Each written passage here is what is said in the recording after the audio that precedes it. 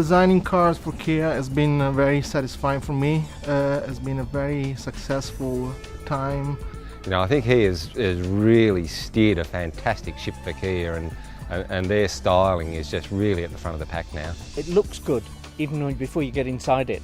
It catches you, turn and look at it. The design is just right, and then everything else seems to flow on from that.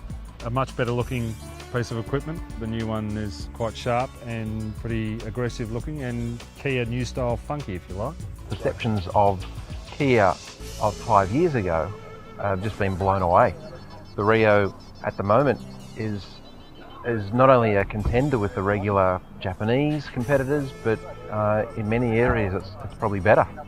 It looks fantastic. I think it's hard to make a little car look good because it's little, and it's usually hard to make it sporty because the proportions aren't that big, but they've done a really good job of it. Designing the Kia Rio was very challenging, but it's also very rewarding at the end when you can actually see the final result. You can tell it's a Kia for the right reason because it looks good, and I think that's a testament to their design. So I think they've done a great job with the Rio as well.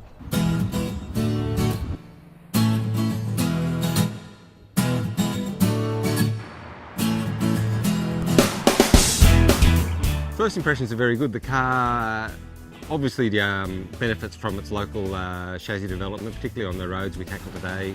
Lots of washaways and stuff like that. And the front end in particular, very, very good. High levels of grip.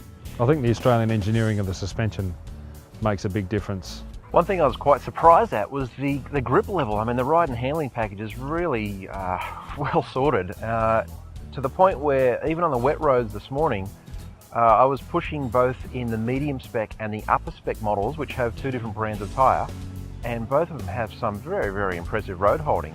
Just for trying to get a feel for the limits in the wet, there's quite a high level of grip there.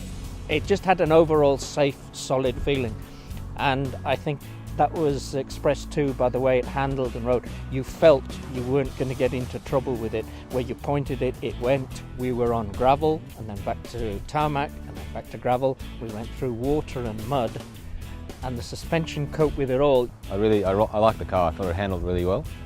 I thought the 1.6 was good. Drivability of the new engine seems pretty good. It's very smooth and pretty quiet.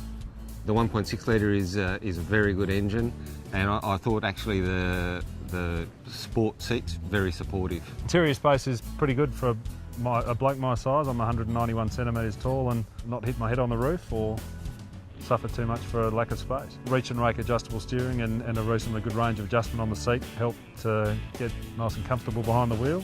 The fact that it's got a full-size spare tyre puts ahead a lot of locally produced cars, let alone any imported ones. You know, if you shop this car against its direct rivals, the three things that stand out for me: the road holding, ride and handling in general, the styling, external and internal, and also from a consumer perspective, the value for money is just great. So far, very, very impressive package, certainly for the price, for what the intent of the Rio is.